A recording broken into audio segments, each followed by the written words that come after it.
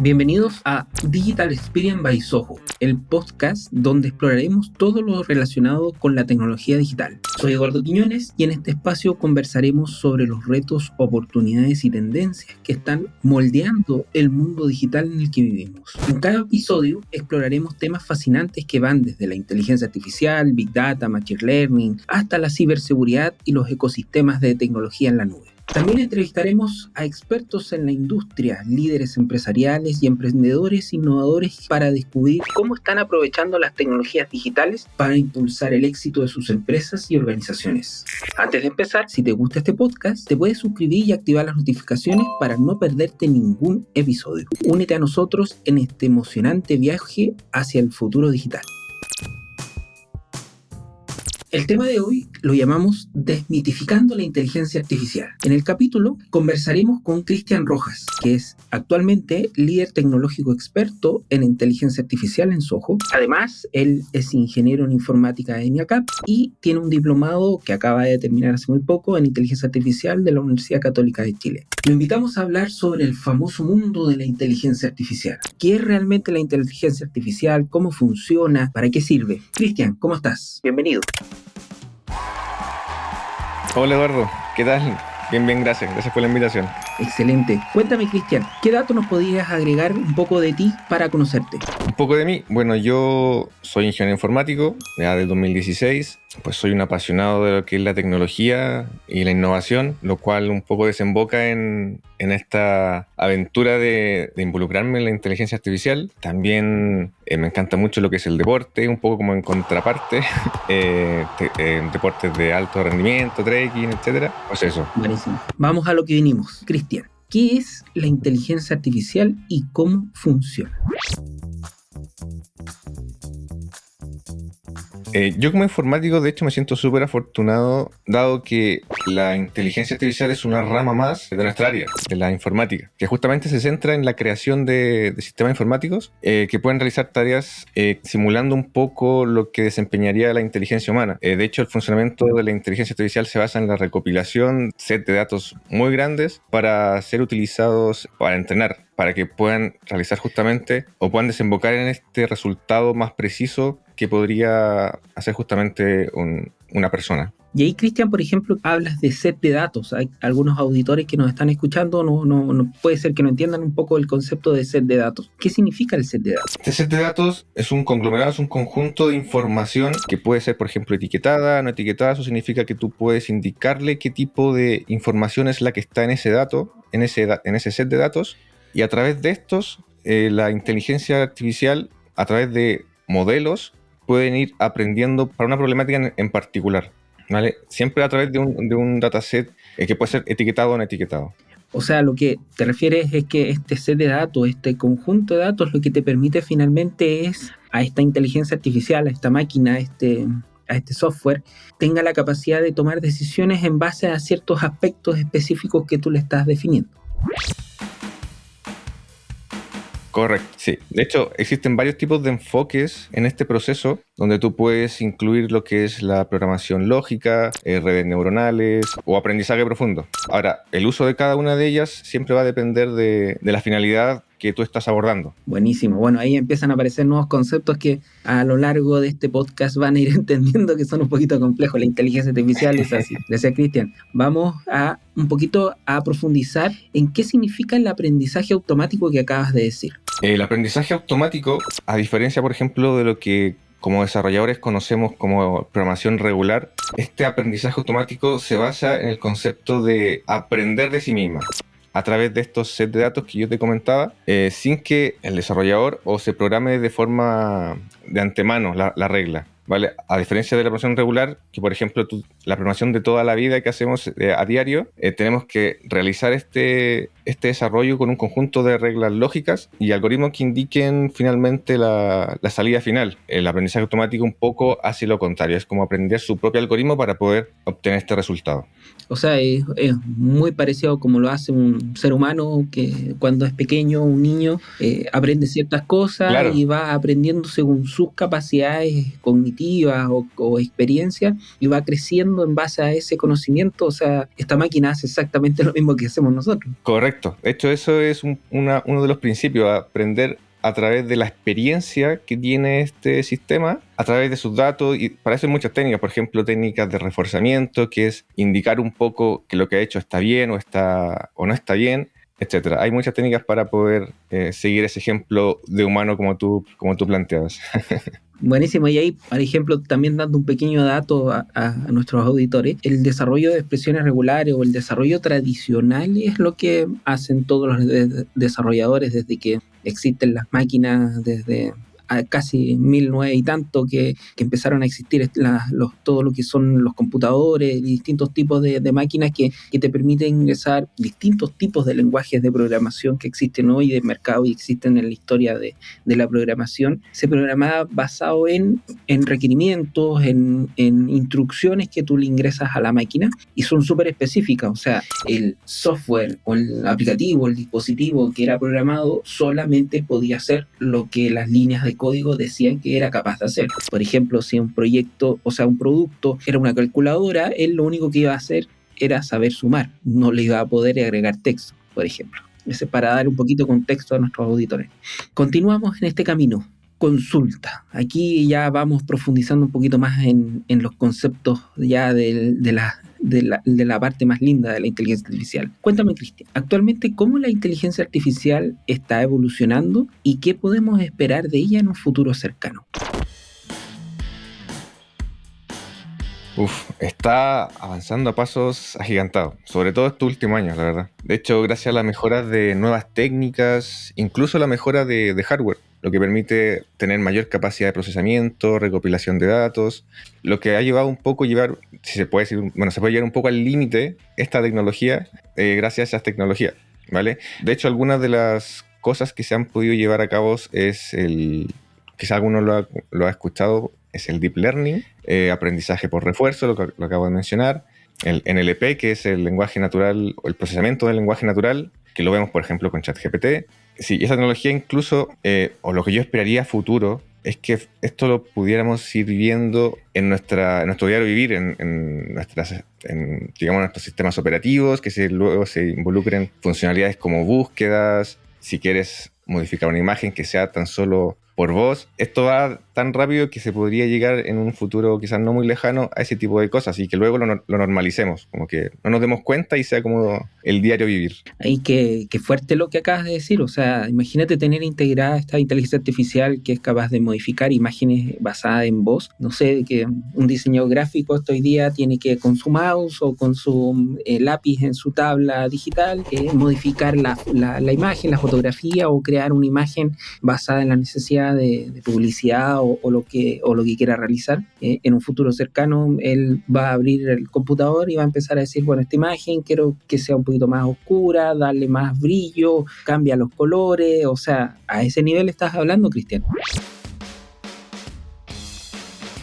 Correcto. Sí, y eso de hecho ya está pasando en algunos sistemas, en algunos productos que están sacando algunas empresas muy pequeñas. De hecho, es una de las cosas también que veo muy a futuro. Van a empezar a haber muchas startups que se van a aprovechar, bien aprovechadas evidentemente, de esas tecnologías para poder hacer este tipo de productos, ya que hay bastantes modelos que están preentrenados, que están open source. Por ejemplo, tenemos el caso de OpenAI, donde podemos usar los modelos GPT. Probablemente también podemos tener el modelo de imágenes, está lo de Stable Diffusion, Midjourney, hay una combinación entre ambas, no recuerdo muy bien el nombre entre ambas, creo que es OpenJourney o Stable Journey, pero hay combinaciones de modelos y se pueden acceder a ellos. O sea, qué increíble eso. Imagínate en un corto plazo, bueno, a mí me pasa mucho que ahora estoy tratando de integrar todo lo que puedo a la inteligencia artificial, que por ejemplo ya no uso el navegador de Google para hacer búsquedas, sino que el navegador de Google yo lo adicioné un add-on de ChatGPT, de OpenAI, y cualquier búsqueda que hago lo hago directamente en OpenAI y OpenAI me da una respuesta más certera de lo que Google me estaba dando y de hecho me da instrucciones de páginas que puedo buscar de manera directa la información que necesito. O sea, es impresionante cómo ha ido evolucionando y en este año, porque el año pasado yo no recuerdo que haya existido estas cosas. Sí, sí ha pasado esto muy rápido. De hecho, es lo que te comentaba. Tú agregaste ese add-on, pero esto es como que, claro, al inicio quizás te pareció pues una gran novedad, pero luego con el tiempo lo vamos a normalizar y es como que esto es natural, ¿por qué no está aquí ahora?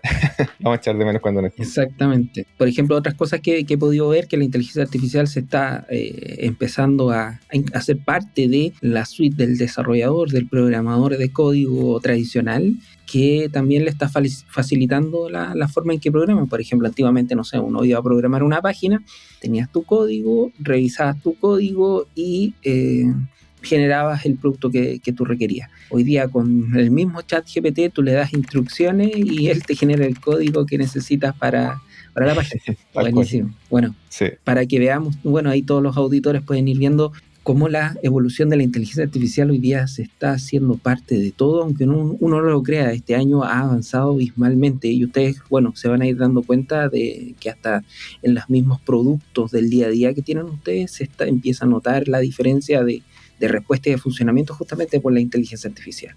Cristian, tú también nombraste al inicio del podcast el nombre red neuronal. ¿Qué es la red neuronal?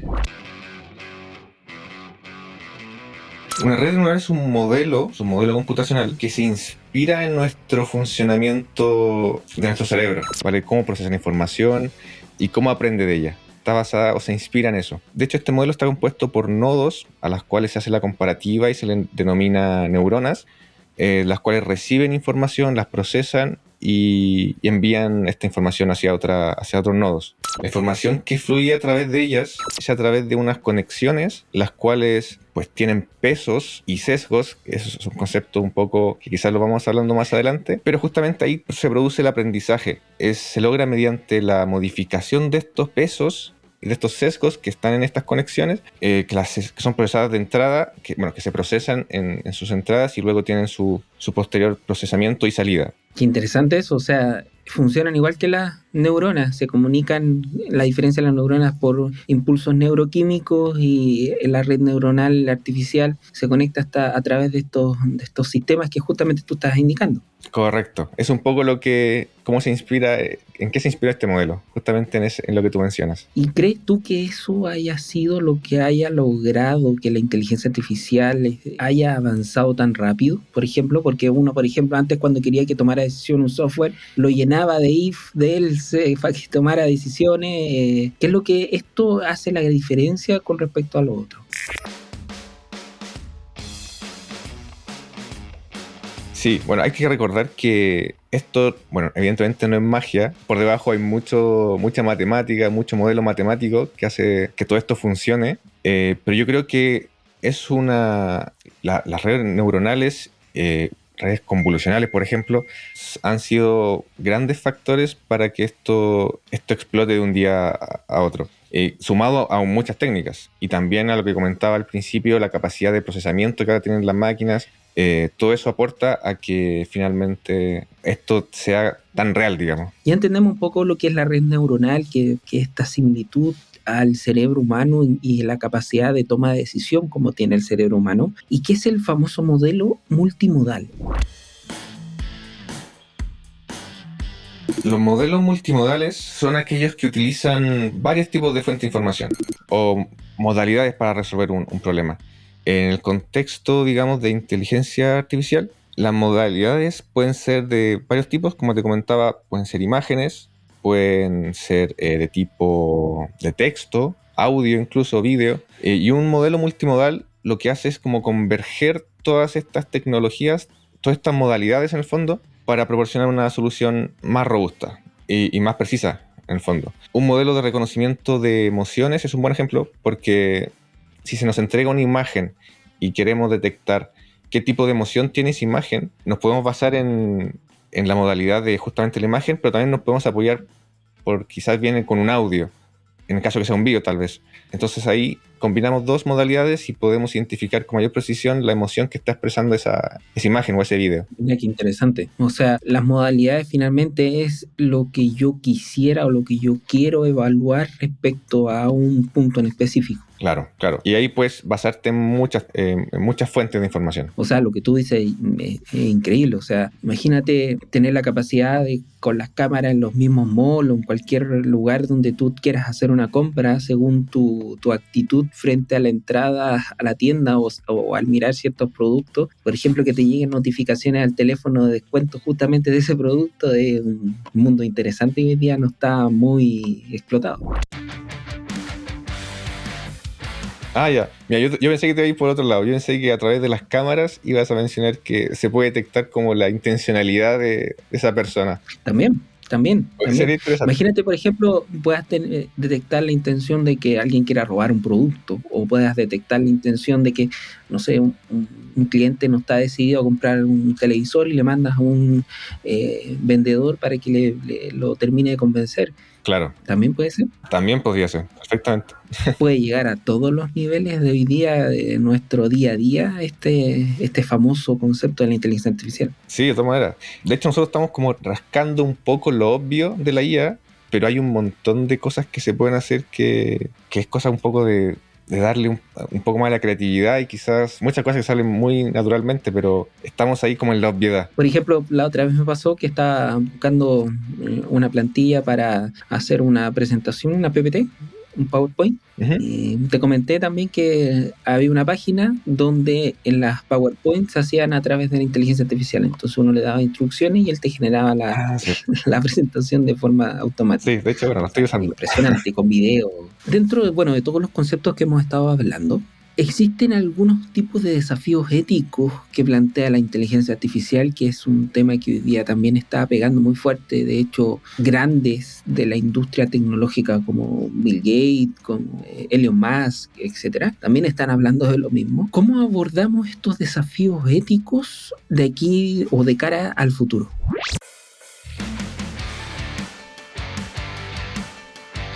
Sí, de hecho, por este rápido avance que ha tenido la inteligencia artificial, se plantean y han aparecido todos estos nuevos desafíos éticos. Por ejemplo, sin ir más lejos, lo que son, digamos, la privacidad y la seguridad con que la IA están siendo entrenadas. Es decir, la IA necesita un dataset gigante o grande para sistemas más complejos, los cuales tampoco tenemos la transparencia de qué datos se están utilizando. Entonces, probablemente se puedan divulgar información privada y eso va a vulnerar nuestra seguridad. Otro tipo de problemas pueden ser los sesgos algorítmicos. Eso significa que en algún minuto la IA puede ser discriminatoria por el hecho de que puede tener esos sesgos discriminatorios en género, raza. Entonces también hay una problemática que se tiene y se está abordando con técnicas, pero está muy en verde aún. Se está trabajando en eso. Sí, qué complejo lo que acabas de decir. O sea, imagínate, no sé, esta inteligencia artificial, tú la vas enseñando a que, por ejemplo, no sé, los que más la van a utilizar en un rango etario entre 20 y 40 años. Y las personas que están fuera de ese rango de edad, para él no existen, ¿ok? Y puede ser así de fuerte. Exactamente. Otro tipo de desafío ético, muchos probablemente nosotros hemos escuchado, que es el desplazamiento laboral, que la IA nos va a reemplazar a todos.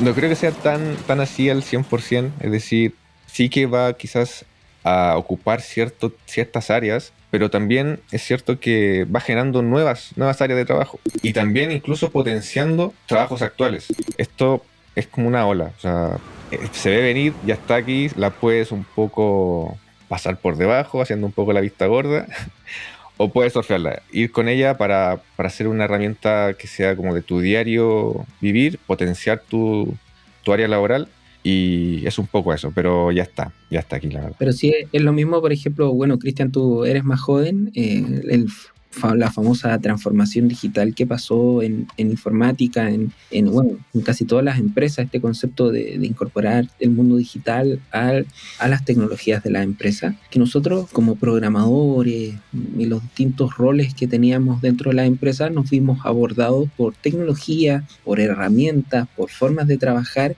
que eran totalmente diferentes a lo que nosotros hacíamos. Y si no nos subíamos, como decías tú, Cristian, a la ola nos tapaba y muchos programadores, desarrolladores, arquitectos, etcétera, todas las ramas de la informática empezaron a quedar debajo del mar, ahogados, porque no pudieron ser capaces de subirse a esta nueva iniciativa que se estaba generando. De hecho, por ejemplo, no sé, yo cuando generaba un producto, una página web, me demoraba un año porque era un producto completo, estaba empaquetado, no era fácil de pasar a ambientes productivos que los distintas personas pudieran usar esta página. Hoy día con un par de clics tengo una página web funcionando. Es lo mismo. Yo creo que la inteligencia artificial nos está llevando a lo mismo. Nos está llevando a una nueva forma de ver el mundo finalmente. Claro, y esa nueva forma puede ser más ágil para ti o puede ser un estorbo y decir, no, esto no lo voy a hacer porque pues me rehúso. Pero exactamente. Por ejemplo, otra cosa que yo he visto que hoy día se está usando la inteligencia artificial es para la seguridad informática. Antiguamente habían software, había un montón de cosas que te permitían ver si un producto que tú estabas dejando disponible al público era robusto a nivel de seguridad. Hoy día la inteligencia artificial tú le puedes enseñar que busque vulnerar por ciertos parámetros, por ciertos lugares, y él va a atacar como que fueran 500 personas al mismo tiempo tratando de atacar la página. Algo que tú con un software o con 500 personas al mismo tiempo no lo hubieras logrado. Correcto, tal cual. Buenísimo. Cuéntame, Cristian, ya que hablamos un poquito de los desafíos éticos, que es algo súper complejo que hoy día está empezando a nacer como concepto, también hay un punto importante que es la inteligencia artificial en todo lo que tiene que ver en la toma de decisiones empresariales.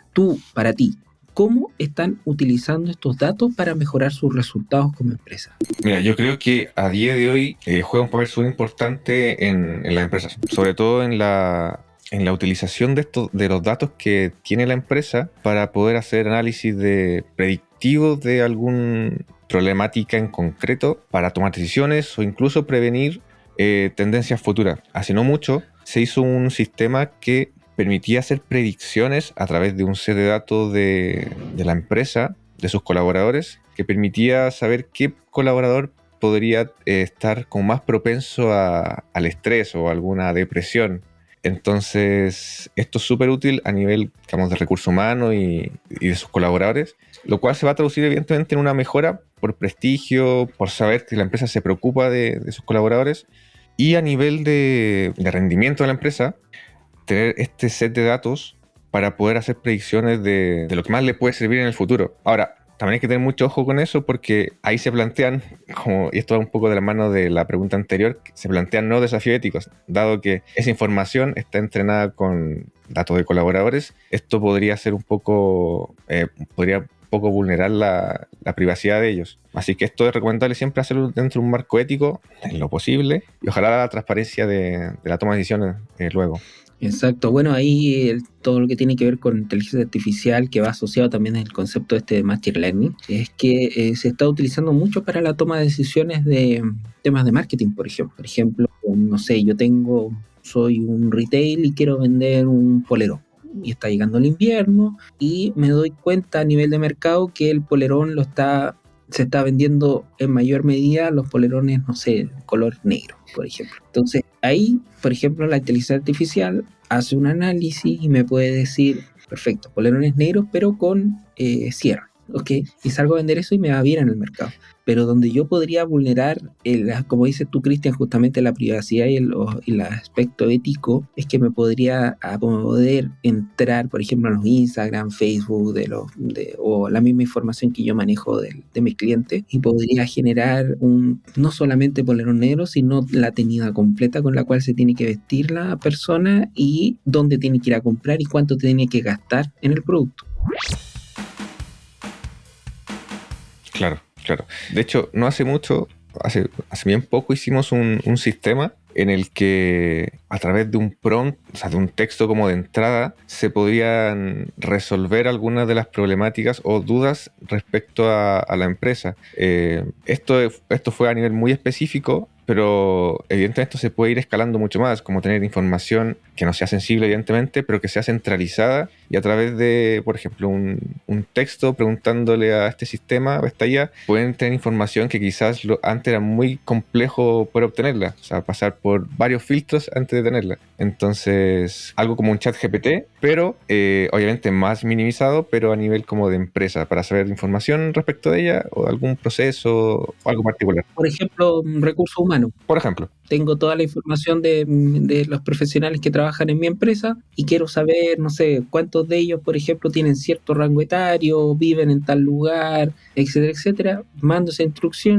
él agarra la base de datos donde está la información almacenada y me dice hay 40 personas de 30 años, 20 personas que viven, no sé, en Santiago, etcétera, etcétera. Bueno, y para ello hay muchas técnicas, o sea, no solamente como decir tal dato que coincida con no sé, con tal respuesta, sino que hay varias técnicas para poder hacer similitud del texto de entrada con la respuesta posible, y ahí entra todo lo que habíamos comentado sobre la asignación de pesos, que es lo que más se puede calzar con tu respuesta. Mucha técnica para poder llegar a eso. Y ahí, por ejemplo, podríamos agregar un concepto que no lo estoy manejando ahora, cosa que no lo había agregado, que es, por ejemplo, tu misma fotografía. Él a través de tu fotografía podría tomarla, entenderla y decir, no sé, hay 10 personas que tienen 30 años que su fotografía ya está obsoleta porque su fotografía indica una persona de 20 años, por ejemplo. Claro. Y les pides actualizar la fotografía, por ejemplo. Bueno, en el caso tuyo probablemente se equivoque la IA y te detecte de 20 años.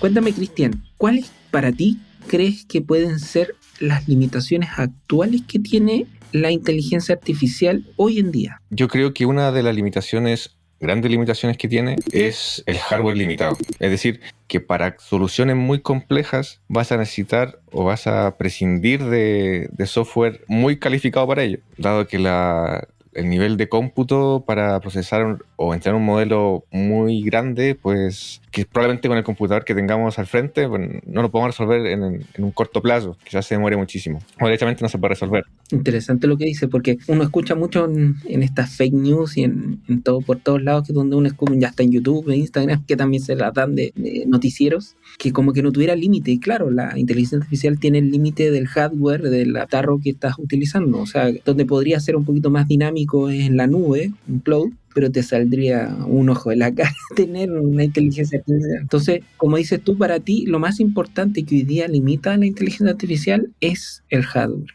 la capacidad de cómputo. Sí, una de las limitaciones para mí más grandes que hay es esa.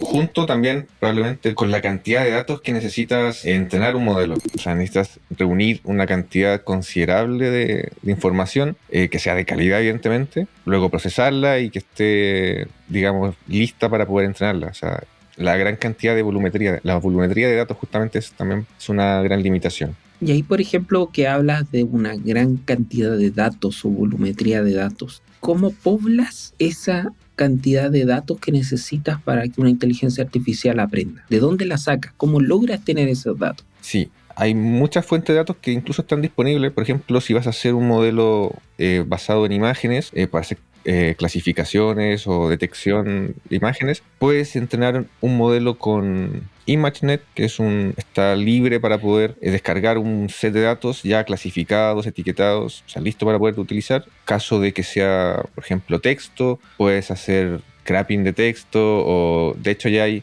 digamos, modelos listos para esto, o sea, están preentrenados. Por ejemplo, GPT-2 tiene su versión libre. Hay versiones también como light de GPT-3, pero finalmente es eso, es conseguir una gran cantidad de datos a través de algún scrapping o a mano un poco, pero eso sería muy tedioso, así que pues serían esos. O sea, también para audio, también hay fuentes para ello, donde puedes incluso hacer imitaciones de voz, es decir, puedes pues tú hablar algo y claro, luego te lo puede decir en voz de, yo qué sé, Michael Jackson, por ejemplo, por decirte algo.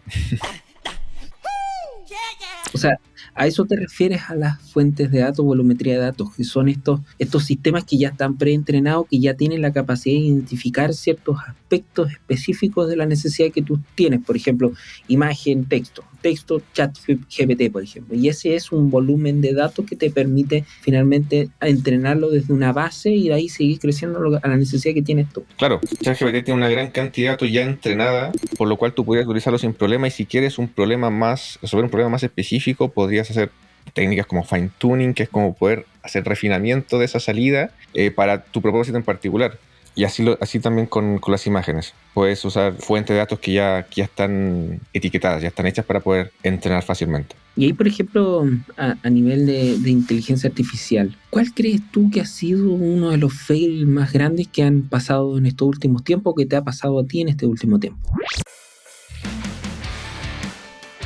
Mira, a mí me han pasado varios, lamentablemente, pero hay uno que me pasó hace muy poco. Fue justamente en una charla que estábamos dando a unos desarrolladores, y yo estaba presentando cómo utilizar NLP, o el procesamiento natural del lenguaje. Justamente descargué un modelo preentrenado de GPT-2 y hice un pequeño sistema local para poder mostrarlo, y claro, el sistema me daba la oportunidad de poner un texto de entrada. Yo puse, pues yo qué sé, el desarrollador X comiendo manzanas en el parque. Entonces, ¿qué es lo que iba a hacer la IA? Iba un poco a autocompletar, iba a hacer predicciones de textos siguientes para que me diera un texto genérico coherente. Claro, y al final empezó súper bien, pero luego empezó como un poco a enojarse y no sé, empezó como a despedir a este desarrollador, y claro, estábamos en vivo. Y claro, y lo despidió en vivo. Claro, fue como la primera ya despidiendo a un desarrollador. Y lo despidió en vivo y en directo. Sí.